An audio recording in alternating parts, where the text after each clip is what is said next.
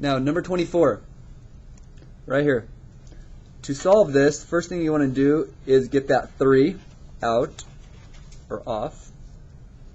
So I now have 5x to the x minus 1 power equals 10.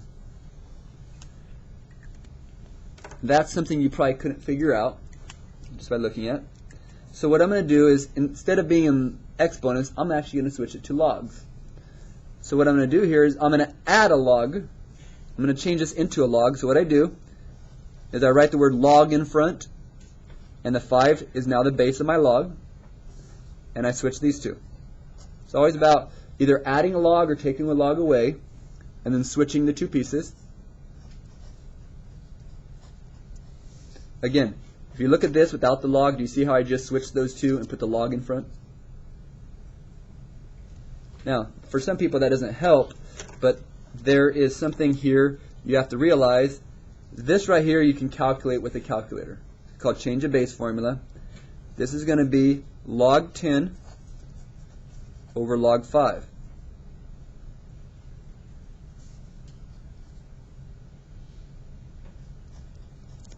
What you do, again, is you just take it and separate it.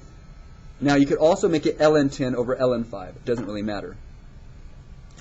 And then could I just add this 1 over? So you get the answer. X equals. Now, by the way, what's log 10? It's actually 1, because log base 10, 10 is 1. So this you could actually simplify to being 1 over log 5 plus 1. Again, because this is 1, this is log 5, and you add the 1 over. There's your answer.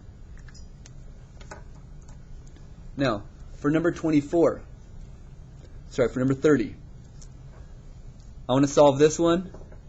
Now, before I try to get this log off, I think I first would like to make this a 1/2 power and yank it out. So I'm going to write this as 1/2 log base 5 x minus 4 equals 1. That would be my first step. Again, the square root is a 1/2 power, brought it out front. Could I multiply both sides by 2?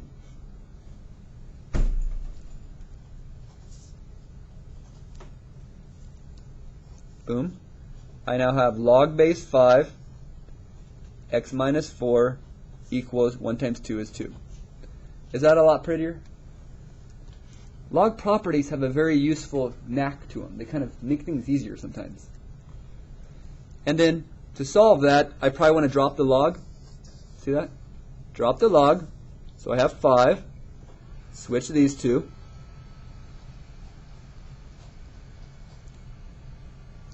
And does that seem doable? Can you see right there you're going to get 25 equals x minus 4. When you add over the 4, looks like you have x equals 29.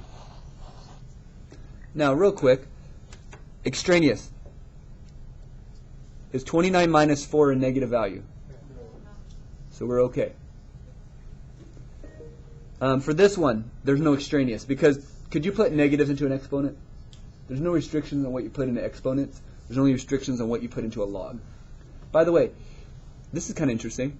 If this wasn't a square root, if this inside of here was a square, if this like was a square over it, even if that was negative inside, when you square it, would they make it positive? You have to consider that also when you're doing extraneous, because if that was all squared, it would make it positive, thus it's okay still. There's a lot of little things to worry about extraneous. So be careful.